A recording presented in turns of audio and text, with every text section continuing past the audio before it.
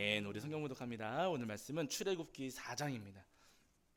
출애굽기 4장 18절부터 31절까지 말씀 함께 합독하시겠습니다. 출애굽기 4장 18절부터 31절까지입니다. 출애굽기 4장 18절부터 31절까지 말씀. 제가 가진 성경으로는 구약 성경 86페이지 정도에 있고요. 출애굽기 4장 18절부터 31절까지입니다. 4장 18절부터 31절까지. 4장 18절부터 31절까지. 자, 우리 찾으신 줄 알고 한 목소리로 함께 합독하겠습니다. 함께 합니다. 모세가 그의 장인 이드로에게로 돌아가서 그에게 이르되, 내가 애굽에 있는 내 형제들에게로 돌아가서 그들이 아직 살아있는지 알아보려 하오니 나로 가게 하소서. 이드로가 모세에게 평안히 가라 하니라. 여호와께서 미디안에서 모세에게 이르시되, 애굽으로 돌아가라. 내 목숨을 노리던 자가 다 죽었느니라. 모세가 그의 아내와 아들들을 나귀에 태우고 애굽으로 돌아가는데 모세가 하나님의 지팡이를 손에 잡았더라. 여호와께서 모세에게 이르시되, 내가 애굽으로 돌아가거든 내가 내 손에 준 이적을 바로 앞에서 다 행하라. 그러나 내가 그의 마음을 완악하게 한즉 그가 백성을 보내주지 아니하리니 너는 바로에게 이르기를, 여호와의 말씀에 이스라엘은 내 아들 내 장자라. 내가 내게 이르기를 내 아들을 보내주어 나를 섬기게 하라 하여도 내가 보내주기를 거절하니 내가 내 아들 내 장자를 죽이리라 하셨다 하라 하시니라. 모세가 길을 가다가 숙소에 있을 때에 여호와께서 그를 만나사 그를 죽이려 하신지라. 십보라가 돌칼을 가져다가 그의 아들의 포피를 베어 그의 발에 갖다 대며 이르되, 당신은 참으로 내게 피남편이로다 하니 여호와께서 그를 놓아주시니라. 그때 십보라가 피남편이라 함은 할례 때문이었더라. 여호와께서 아론에게 이르시되, 광야에 가서 모세를 맞으라 하시매 그가 가서 하나님의 산에서 모세를 만나 그에게 입맞추니 모세가 여호와께서 자기에게 분부하여 보내신 모든 말씀과 여호와께서 자기에게 명령하신 모든 이적을 아론에게 알리니라.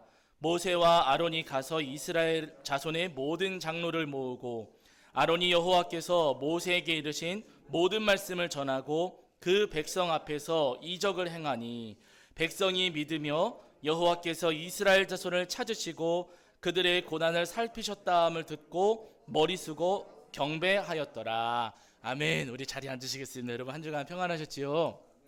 날씨가 갑자기 많이 추워졌습니다. 그래서 어제 부랴부랴 저기 주유소 가가지고 등유 사오고 해서 오늘 난로를 켰는데, 여러분 추운 날씨에도 불구하고 날씨가 너무 추워서 오늘 막 전기장판이 우리 성도님들을 놓아주지 않으려고 했을 텐데, 여러분 그 전기장판의 유혹을 이겨내시고 오늘도 주님 앞에 나와 예배하는 저와 여러분이 우리 주님께서 오늘도 아랫목보다 더 뜨거운 은혜와 사랑을 충만하게 내려주시기를 주의 이름으로 간절히 축원합니다. 자, 지난주에 저희가 출애굽기 여러분 4장 10절부터 17절까지 말씀을 통해서 우리에게 주시는 은혜를 함께 나누었는데요. 하나님께서 모세에게 이제 애굽으로 가라라고 말씀하시면서 모세에게 말씀하시고 명령을 하셨는데 모세는요 거절했어요. 하나님, 저는 부족합니다, 못합니다, 말 못합니다 하면서 모세가 자신의 부족함을 이야기하면서 하나님 앞에 가지 못하겠다고 변명을 했지요. 그러나 여러분, 하나님께서는 그런 모세, 부족하고 연약함이 있는 모세였지만은요 그 부족하고 연약한 모세를 책망하시거나 탓하지 않으시고 오히려 하나님께서 그의 부족한 입술에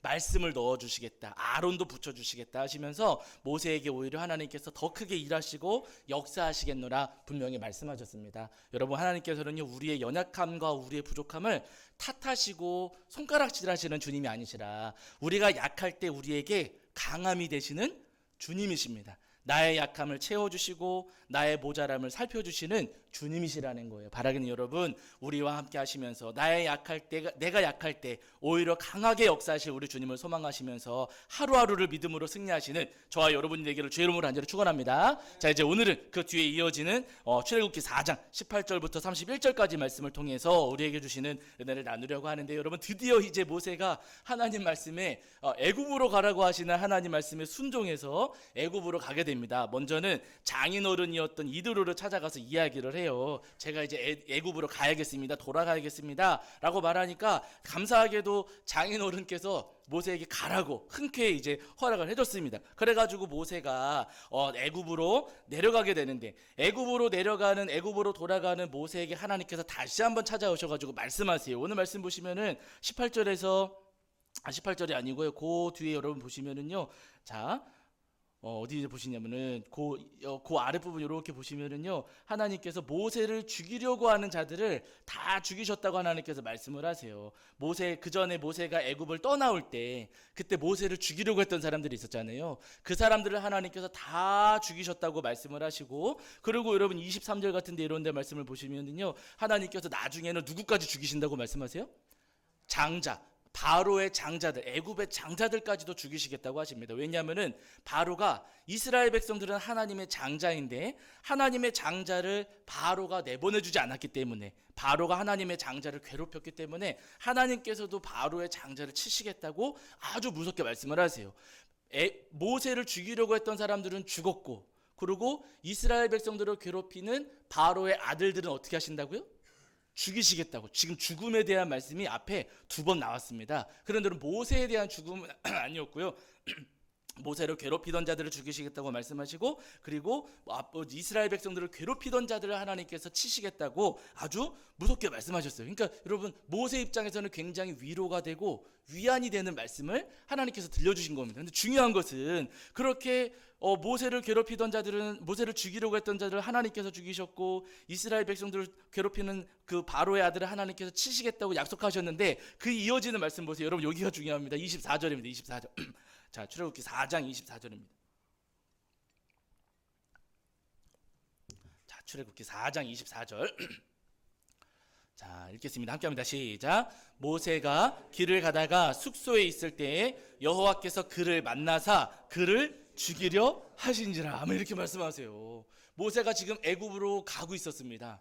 애굽으로 내려가다가 어느 날 어느 숙소에 머무르게 됐는데, 거기 누가 찾아오셨어요? 하나님께서 찾아오셨어요. 여호와 하나님께서 찾아오셨습니다. 근데 하나님께서 오셔가지고 뭐 하셔요? 모세를 죽이려고 하십니다. 네.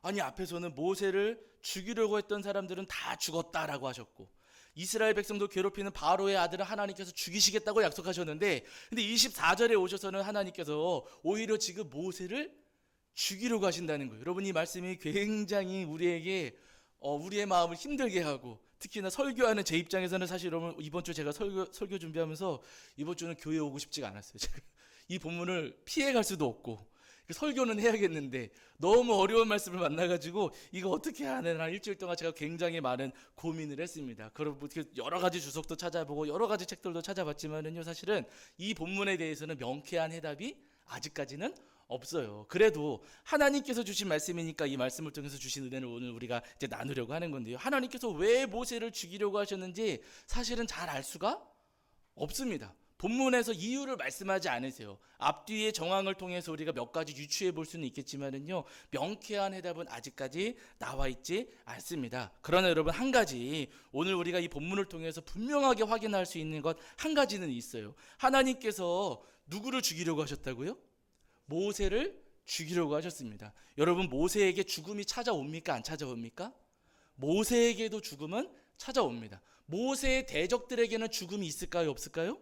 죽음이 있습니다. 권세 가진 사람들, 힘 가진 사람들, 여러분, 그들에게도 분명히 죽음의 때는 찾아오기 마련이라는 거예요. 바로 앞에서도 바로를 말씀하셨지만, 여러분, 바로 애굽의 왕이었습니다. 어마어마한 권세를 가진 사람이었지만은요, 여러분, 그 바로에게도 분명히 죽음은 찾아오기 마련인 것이고, 그 권세를 가지고 있는 바로의 아들이라 할지라도 여러분, 하나님의 징계와 심판 앞에서는 절대로 예외가 아니에요.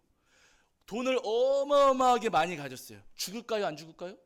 죽습니다. 몇 년 전에 우리나라에서 돈 엄청나게 많이 가지셨던 이건희 회장도 돌아가셨잖아요. 그렇죠. 그분도 돌아가셨습니다. 돈을 어마어마하게 가졌다 할지라도 여러분, 분명히 죽음을 피할 수가 없는 것이고요. 내가 엄청난 인기를 누렸다고 할지라도, 어마어마한 인기를 누리고 온 세상 사람들이 나를 좋아했다 할지라도 죽음을 피할 수는 없어요. 그래서 뭐 누굽니까? 마이클 잭슨? 이 사람도 엄청나게 유명했던 사람이지만은 결국에는 죽게 되잖아요. 사람은요, 여러분, 죽음을 피할 수가 없는 존재라는 것이죠. 마찬가지로 여러분, 모세도 죽음을 피할 수가 있습니까? 없습니까? 모세도 죽음을 피할 수가 없고요. 언젠가 하나님의 부름을 받을 수밖에 없어요. 물론 지금 상황에서는 모세가 하나님의 사명을 받아서 애굽으로 내려가 이스라엘 백성들을 애굽에서 건져내는 그 사명을 감당해야 되는 위치, 그 감당하는 위치에 서 있는 것은 맞지만은요, 그 모세조차도 죽음과 심판과 징계를 피할 수는 없습니다. 모세조차도 반드시 하나님의 심판대 앞에는 서야만 한다는 거예요. 그러면 여러분, 오늘 우리는 어떻게 했느냐는 거예요. 여러분, 오늘 우리에게는 죽음이 있을까요, 없을까요? 목사 죽을까요, 안 죽을까요? 죽습니다. 제가 목사지만은 여러분, 목사도 언젠가는 죽습니다. 목사는 죽어서 무조건 구원 받을까요? 못 받는 목사도 있을까요? 구원 못 받는. 네, 이럴 때 아주 목소리가 크죠. 구원 못 받는 목사도 여러분 있습니다. 제가 목회를 하고 있고 저도 목사 안수를 받아서 지금 목사로서 성도님들 앞에 서 있기는 하지만은요, 제가 목회하면서 가만히 보니까 목회 활동을 믿음 없이도 할 수 있습니다. 제가 말씀드리잖아요. 신학교 여러분, 제가 학부 4년, 대학원 2년 해가지고 6년 하고, 그리고 수련목 3년 해가지고 9년 동안 훈련 받고서 여러분 안수 받은 거 아닙니까? 9년 동안에 성경 1독 안 하고 안수 받는 사람이 있을까요, 없을까요? 있어요. 이럴 때는 잘하죠. 여러분, 있어요. 9년 동안에 신학생이고 뭐 전도사로 사역하면서도 1독 안 하고 안수 받는 사람들이 있습니다. 우리가 볼 땐 이해가 안 되죠. 정말 이해가 안 되는 부분이지만은요, 여러분, 그런 일들이 벌어지고 있고, 그렇게 안수 받아서 목회하는 분들도 계시고, 믿음 없이 그냥 어쩔 수 없이 이렇게 이 길에 들어섰다가 그냥 이러저러 하다가 안수 받고 목회하는 분들도 분명히 계세요. 그리고 목사라고 무조건 믿음이 있고, 목사라고 해서 무조건 구원받는 것은 절대로 아니라는 거예요. 마찬가지로 여러분, 이 나라의 대통령이라고 해서 무조건 구원받는 것 아니고요. 내가 돈을 많이 가졌다고 해서 헌금 많이 하고, 내가 직분을 가졌고 봉사 많이 했고, 내가 교회를 오랫동안 다녔다고 해서, 그랬다고 해서 무조건 죽음을 피하고 구원받는 것은 절대로 아니라는 겁니다. 누구나 이 땅을 살아가는 사람들은요, 반드시 죽음을 경험할 수밖에 없는 것이고, 죽어서 반드시 하나님의 심판대 앞에 서서 하나님의 징계 앞에 설 수밖에 없는 연약한 존재라는 것을 오늘 본문이 오늘 우리에게 말씀하고 계시는 거예요. 중요한 것은 뭐냐면, 우리가 그렇게 죽음을 피할 수 없는, 어쩔 수 없는 연약한 존재일진데, 하나님께서 그 죽음을 맞이한 우리들 가운데 어떤 분들은 구원해 주시고 어떤 분들은 심판하신다는 거예요. 누구를 구원하시고 누구를 심판하시는가? 자, 오늘 말씀이 여러분 출애굽기 4장입니다. 거기 아래 보실게요. 25절과 26절입니다. 25절과 26절. 자, 4장 25절 26절 읽겠습니다. 시작. 십보라가 돌칼을 가져다가 그의 아들의 포피를 베어 그의 발에 갖다 대며 이르되, 당신은 참으로 내게 피난 편이로다 하니 여호와께서 그를 놓아주시니라. 그때의 십보라가 피난 편이라 함은 할례 때문이었더라 하며 이렇게 말씀하세요. 모세가, 하나님께서 모세를 죽이려고 하셨어요. 근데 그때 그 순간에 모세의 아내였던 십보라가 돌칼을 들고 아들에게 달려가서 아들의 포피를 베었습니다. 포경수술을 한 거예요. 우리식으로 쉽게 표현하면은 포경수술을 한 겁니다. 그러고서는 그 포피를 모세의 발에다 갖다 대면서, 이는 당신은 나의 참으로 내게 피난 편입니다 라고 고백했더니, 그랬더니 하나님께서 어떻게 하셨다고요?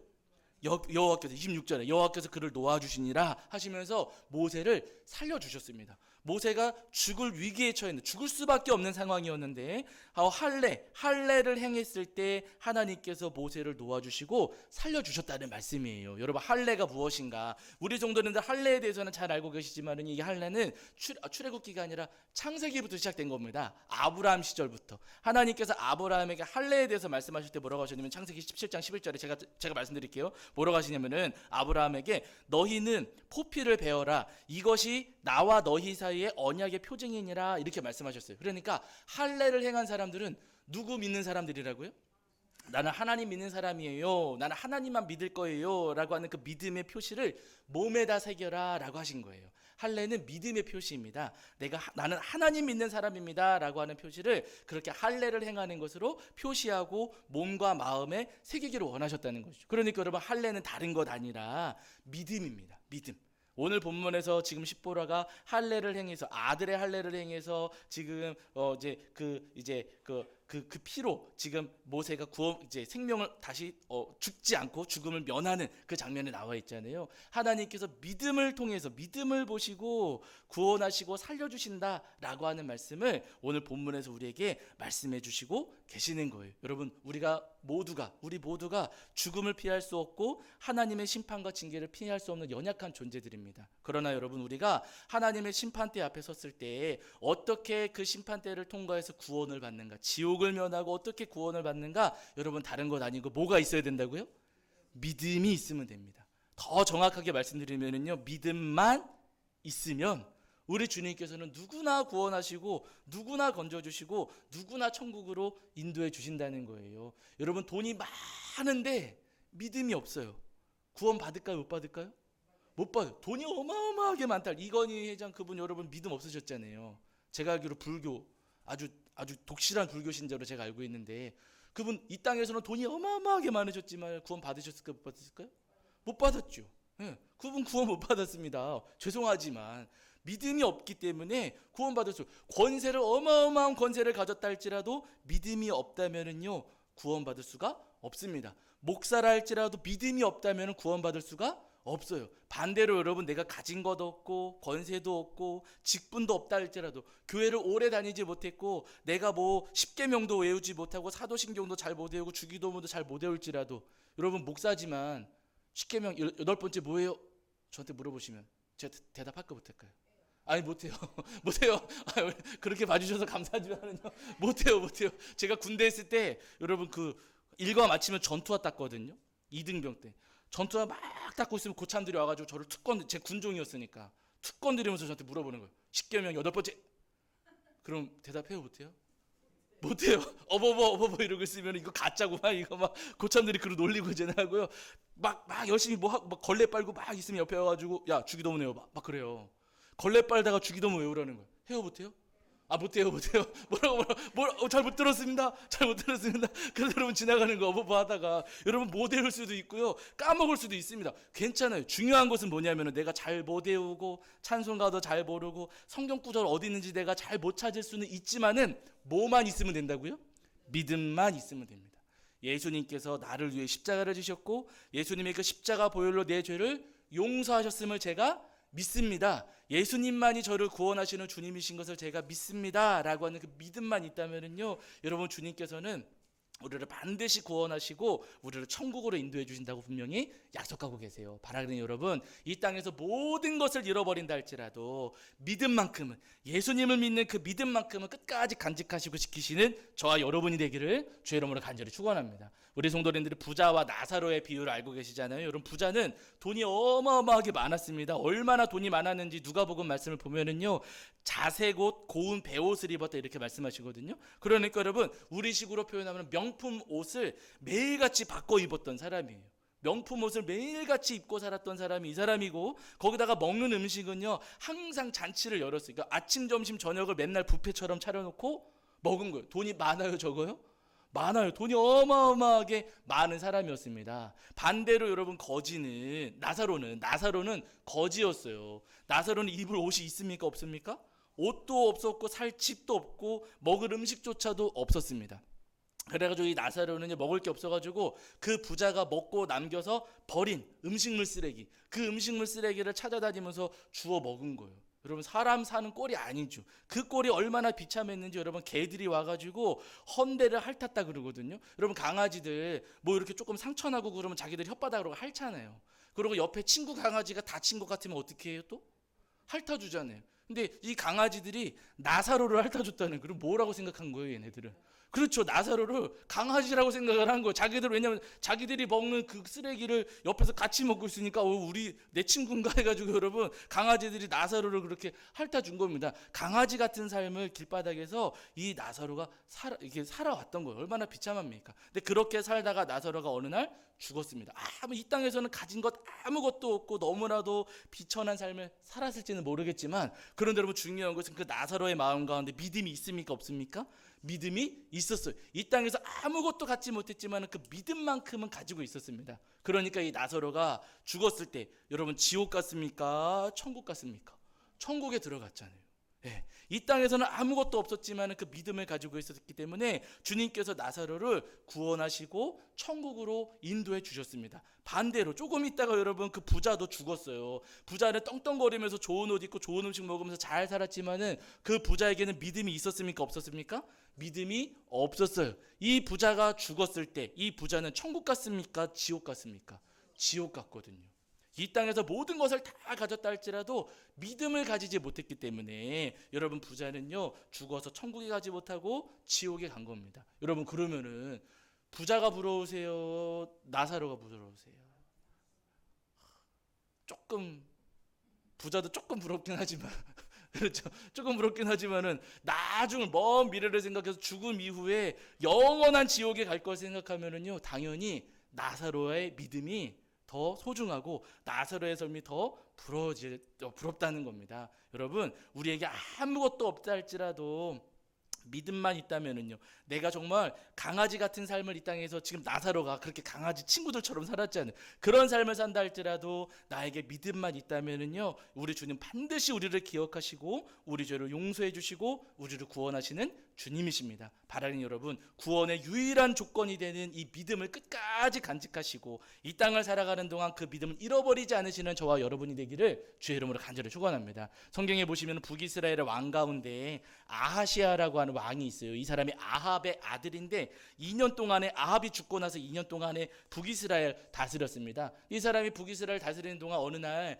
자기 집 위에 올라간 거예요. 아마 2층이나 3층 정도 되는 높이에 올라간 것 같아요. 거기로 왔다 갔다 거닐다가 거기서 그만 뚝 떨어졌어요. 그 난간에서 뚝 떨어져가지고 이 아하시아 왕이 크게 다쳤습니다. 이제 막 죽게 생긴 거죠. 그래서 이 아하시아 왕이 어떻게 하냐면은 자기가 어떻게 될지 궁금해가지고 또 이제 막 살려달라고 구하고 싶었겠죠. 그래가지고 사람들을 모아가지고 에그론으로 보내는데 왜 에그론으로 보내는가 이유가 있어요. 여러분 여기 구절한 거 좀만 찾아보실게요. 열왕기하 1장 2절입니다. 열왕기하 1장 2절. 열왕기하 1장 2절. 구약성경 559페이지 정도에 열왕기하 1장 2절입니다.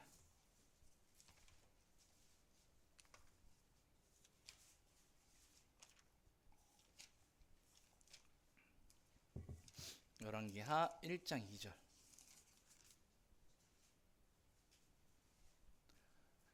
구약성경 559페이지 정도에 열왕기하 1장 2절입니다. 열왕기하 1장 2절.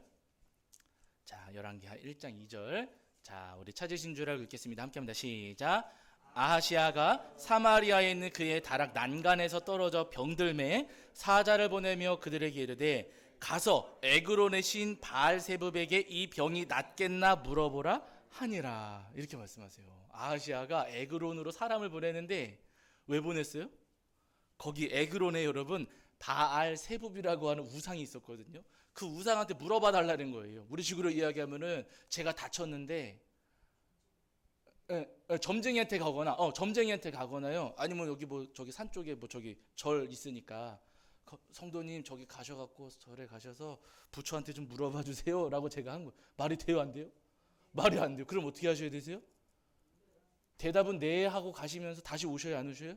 안 오셔 떠나가셔야 돼요. 여러분 그런 목사가 어디 있겠습니까? 말도 안 되죠. 근데 어쨌든 이 아하시아 왕이 자기가 지금 난간에서 떨어져서 죽게 생겼는데 바알세붑 우상한테 좀 물어봐다오, 저 살려달라고 구해다오 하고 사람들을 보낸 거예요. 그럼 바알세붑이라고 하는 이 우상은 어떤 우상이냐면 제가 예전에 찾아보니까 뭐라고 나오냐면은 파리들의 주 이런 뜻이 나와요. 바알세붑 할 때 이 뜻이 여러분 파리들의 주라는 뜻입니다. 왕파리죠. 파리 왕. 왕파리. 여러분 여름에 왕파리 날아다니시면 그 왕파리 보시고 뭐 소원 빌기시겠습니까? 때려잡으시겠습니까? 당연히 때려잡아야 되는 거 아니겠습니까? 왕파리 날아다니는데 와 진짜 내가 본 것 중에 제일 큰 왕파리네. 소원 빌어서 여러분 그런 사람이 어디 있어요? 근데 여러분 아하시아는 그 왕파리한테 가가지고 지금 살려달라고 한 거예요. 웃겨요, 안 웃겨요? 이거 너무 웃긴 일이 지금 벌어지고 있는 겁니다. 그러니까 엘리야가 그 사절단이 그 사람들이 이제 왕의 명령을 따라서 에그론으로 가는데 엘리야가 나타났어요. 엘리야를 마주쳤습니다. 엘리야가 호통을 치면서 왜 왜 지금 이스라엘에 하나님이 계시는데 왜 에그론의 바알세붑한테 가느냐? 당신 정신 나간 거 아니냐? 그러면서 아하시아가 살 것이라고 했을까요? 죽을 것이라고 했을까요? 죽을 것이라고 했습니다. 그리고 그 말씀 그대로 이 아하시아 왕은요 침상에서 일어나지 못하고 그 침상에서 죽게 됩니다. 북이스라엘의 왕이었지만 아합 왕은 여러분 그의 아버지 아합 왕은 북이스라엘을 정말 부유하고 강성하게 만들었던 왕이거든요. 그 나라를 고스란히 물려받아가지고 북이스라엘을 통치하는 권세를 가진 왕이었지만은요 믿음이 없으니까 일어서요 못 일어서요? 못 일어서고 죽게 된다는 거예요. 여러분 반대로 여러분 제가 예전에도 이 말씀 한번 드린 적이 있어요. 신약에 가시면은 똑같이 난간에서 떨어진 사람이 있어요. 사도행전 여러분 유두고 우리 성도님들 기억을 하시죠? 유두고 바울 사도가 3차 전도여정 마치시고 예루살렘으로 돌아가시는 길에 중간에 드로아에 잠깐 들리셨습니다. 거기서 일주일 정도 머무시면서 말씀을 전하시는데 집회 마지막 날이 됐어요. 마지막 밤이 됐어요. 사람들이 많이 몰려들어가지고 이제 설교를 바울 사도의 설교를 듣는데 설교가 한창 진행 중인데 갑자기 쿵 소리가 나는 겁니다. 가서 보니까 유두고가 떨어져서 죽어 있는 거예요. 설교 시간에 졸다가 떨어져서 죽어버린 겁니다. 그래서 어떤 분들은 이번 문제 말씀하시면서 예배 시간에 졸지 말라고 막 그런 분들이 계시지만 그게 아니라 여러분 바울 사도가 사람들도 그랬어요. 그 당시에 사람들이 유두고가 떨어져 죽은 거 보고서는 막 웅성대고 막 난리치고 그랬거든요. 근데 그때 바울 사도가 떨어져 죽어 있는 유두고에게 가서 유두고를 끌어안고 기도합니다. 그랬더니 유두고가 살았을까요? 죽어버렸을까요? 살아났어요. 여러분 유두고도 떨어졌습니다. 똑같이 아하시아 왕처럼 유두고도 난간에서 떨어졌어요. 그런데 주님께서 살려주셔요? 안 살려주셔요? 유두고는 살려주셔요. 아니 왕은 그냥 그대로 죽게 내버려 두셨는데 유두고는 예배 시간에 분명히 졸다 떨어진 사람인데 왜 살려주셨는가? 이유가 있어요. 유두고에게는 뭐가 있었다고요? 믿음이 있었습니다. 여러분 믿음이. 우리가 생각할 때는 그저 예배 시간에 설교 시간에 좋은 것만 보일지 모르지만은요 여러분 유두고는 믿음을 가진 사람이었어요. 그 당시에 유두고라고 하는 이름은요 여러분 우리식으로 표현하면 돌쇠 비슷한 이름이거든요. 종들이 많이 사용하는 이름이었습니다. 그러니까 유두고는 분명히 종살이를 했을 거예요. 어느 집에 가가지고 그 집에서 하루 종일 그 일을 하다가 아마 그날 늦게쯤 일이 끝나서 집으로 돌아오는 길이었을 겁니다. 그리고 성경 말씀 보시면 유두고가 그 청년이 아니라 이제 중고등학생 정도 되는 청소년 나이거든요. 그 나이에 하루 종일 일하고 돌아오는데 가만히 생각해 보니까 내일 바울 사도가 이제 예루살렘으로 떠나시는 날이에요. 오늘 저녁에 말씀을 듣지 않으면 더 이제 그 다음에 말씀을 들을 기회는 없습니다. 마지막 집회가 열리는 날이에요. 그래서 나는 몸이 피곤하고 너무 힘들지만은요 그 말씀을 들으러 그 예배가 열리고 있는 집회가 열리고 있는 장소로 찾아갔습니다. 가서 보니까 사람들이 어마어마하게 많이 모여가지고 앉을 자리가 있어요 없어요? 없어요. 앉을 자리가 없는 겁니다. 여러분 앉을 자리가 없으면 어떻게 하시겠어요? 믿음 좋으시다. 저는 앉을 자리가 없으면 저는 어떻게 할까요? 가요. 오늘 어쩔 수 없네. 그러고 저는 갑니다. 오늘은 집에 가라고 하시는구나. 저 같으면 갈 텐데 여러분 유두고는 우리 성도님들하고 비슷해가지고 유두고는요 그렇게 앉을 자리가 없었지만 그럼에도 불구하고 거기서 예배를 드리고자 했다는 거예요. 그래서 어디에 앉으면 좋을까 가만히 찾다 보니까 난간에 자리가 있었던 거죠. 거기는 위험해 보이니까 사람들이 앉지 않았던 것이고 유두고는 거기에 한 사람 앉을 자리가 있으니까 거기 올라가서 앉아가지고 말씀을 듣고 있었던 거예요. 근데 밤은 깊어지고 등불 켰으니까 온도는 올라가고 사람들 많이 모였으니까 이산화탄소가 짙어지고 하면서 점점점 어떻게 돼요? 몸은 피곤하고 졸린 거예요. 그러다가 이 유두고가 똑 떨어져서 그만 죽게 된 겁니다. 그러나 여러분 유두고가 그렇게 졸기는 했지만은요 그 유두고 꿈뻑 졸고 있는 유두고의 모습을 예수님께서 보실 때 기분 나쁘셨을까요? 흐뭇하셨을까요? 흐뭇하시죠.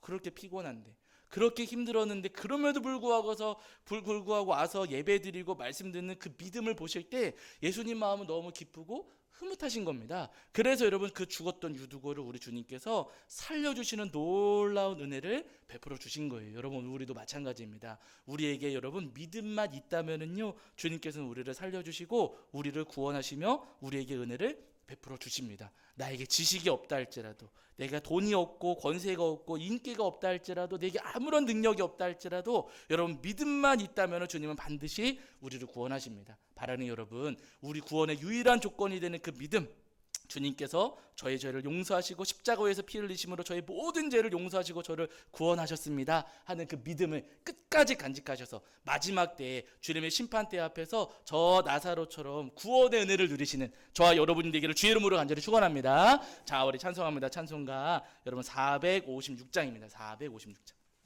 456장 찬송하시면서 준비하신 예물 봉헌하겠습니다. 찬송가 456장입니다.